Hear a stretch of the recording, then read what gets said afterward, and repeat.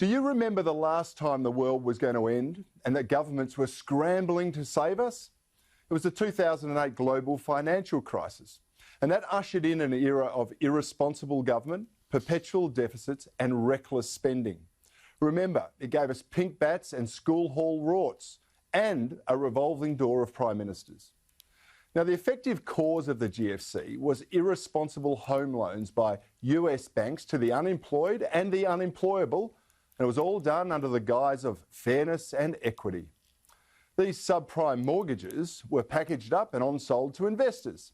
And when they collapsed because they weren't being repaid, many of the institutions, like the investment banks, were then bailed out by taxpayers. So the failures of the credit system prompted our then Prime Minister Kevid Rudd to introduce responsible lending laws. These were principally targeted to protect consumers from themselves, forcing the banks to take all the responsibility for their clients' ability to repay the borrowings. If they didn't repay them, the banks could be held liable for the borrower's default. Now, naturally, this has led to a slowdown in credit approval while the bank assesses how many lattes and smashed avocado breakfasts you've consumed each month before lending your money. Well, this week, the government has now abandoned the Rudd-era responsible lending laws in a bid to inject a shot of credit adrenaline into our economy. Now, let me make this very clear. I am more for deregulation. I'm all for it. I don't have a problem with what the government is doing, as long as only the two parties to the transactions are the ones that are ultimately going to be responsible for any negative outcomes. If banks lend irresponsibly, then they and their shareholders, not taxpayers, need to pick up the tab. If borrowers cannot pay their credit accounts, then don't come whining about how the bank shouldn't have lent you the money or you were deceived. If you lie on your loan application, there is no one to blame except yourself. The credit victim mentality has to stop. There is enough information freely available about the dangers of excessive credit in this country, but there can be no excuse for individual ignorance. The time has finally come to make a principled decision. If we want less regulation and we want more freedom, there also needs to be more responsibility. That goes for consumers and businesses alike.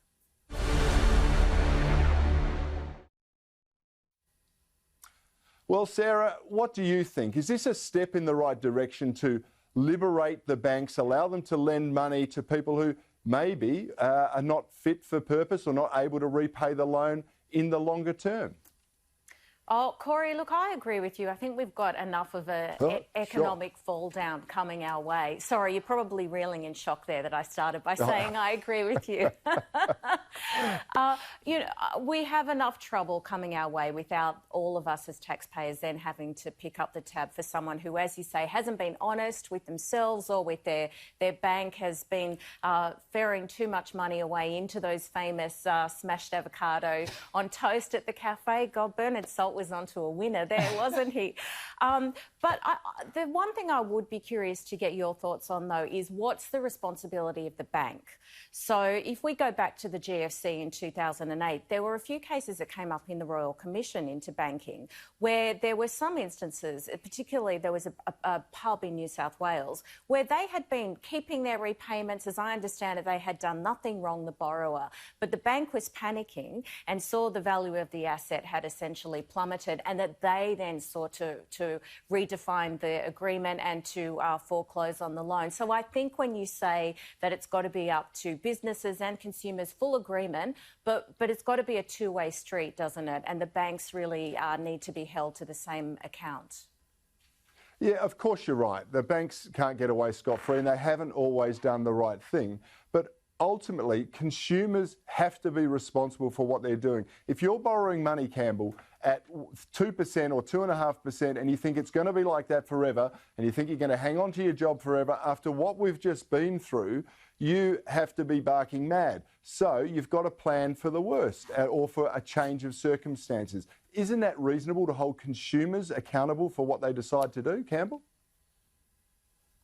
It's absolutely reasonable, Cory, and I'm actually involved in financial services in my day-to-day business, and I know a bit about this sort of subject, and frankly there's a lot more that has to be done in this area, and it's this.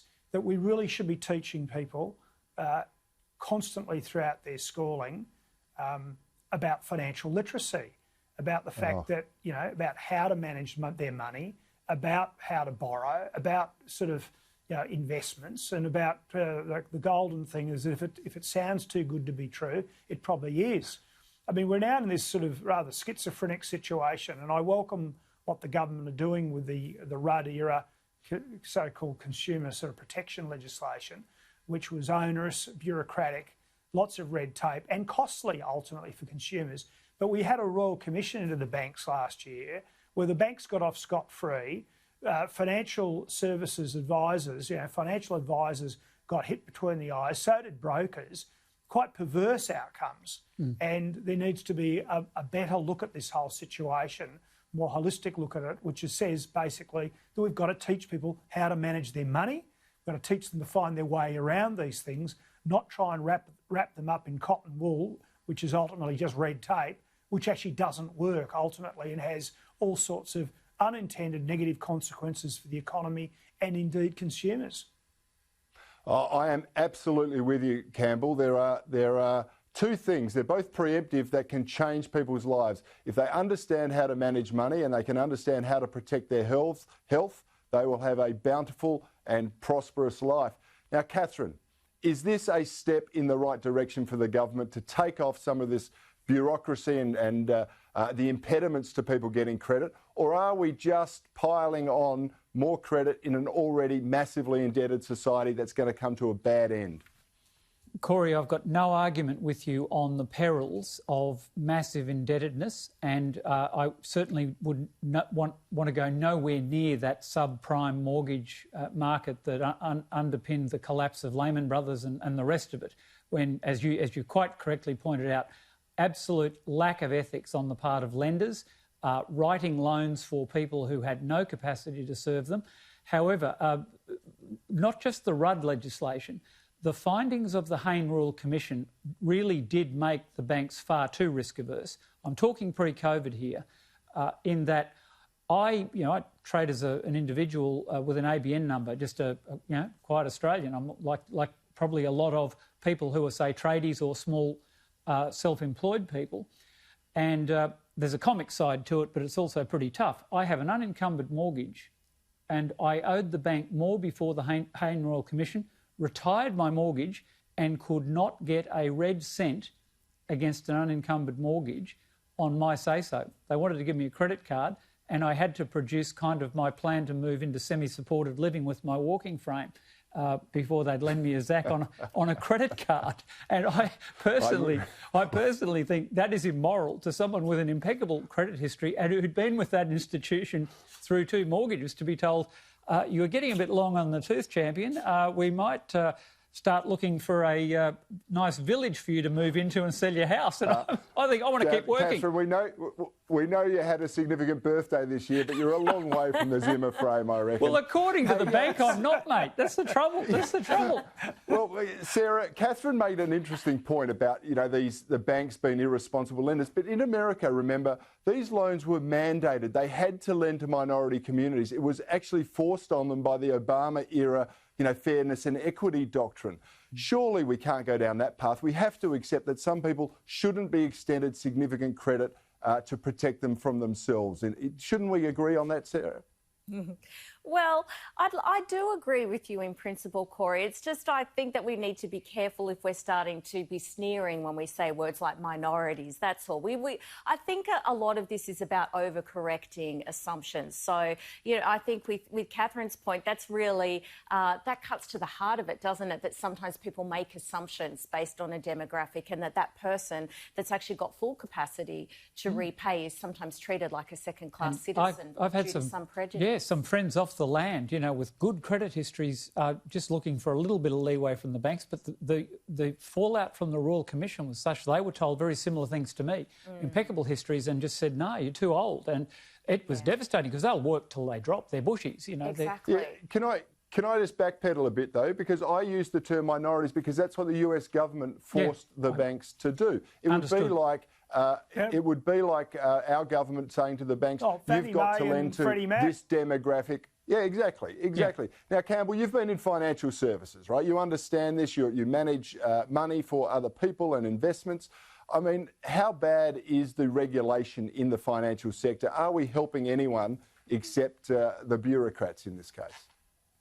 Well, look, let's be really honest about it, Cory. I mean, I am running an organisation with some partners who are the beneficiaries of a financial services licence. It was hard to get it.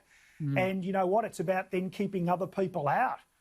You know, that lessens competition, ultimately the regulation of the sector. I'll be quite upfront about that. So it suits the insiders, but it doesn't suit people who might have innovative products and services for consumers.